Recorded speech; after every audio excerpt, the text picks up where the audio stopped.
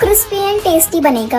देखो, अगर आपने 1.5 कप चावल लिए हैं तो उसका हाफ आपने मूंग की दाल लेनी है, साथ में 3 चम्मच चना दाल, 3 चम्मच पोहा और आधा चम्मच मेथी दाना डाल के पानी से अच्छे से 3 से 4 बार वॉश करना। और अब इसे पानी से ऊपर तक भर के रख देना पूरा ओवरनाइट सोक करने के लिए। और नेक्स्ट डे इसको पीसना है तो इसमें थोड़ा थोड़ा पानी ऐड करना साथ में, और इसका एकदम फाइन पेस्ट बनाकर तैयार कर लेना।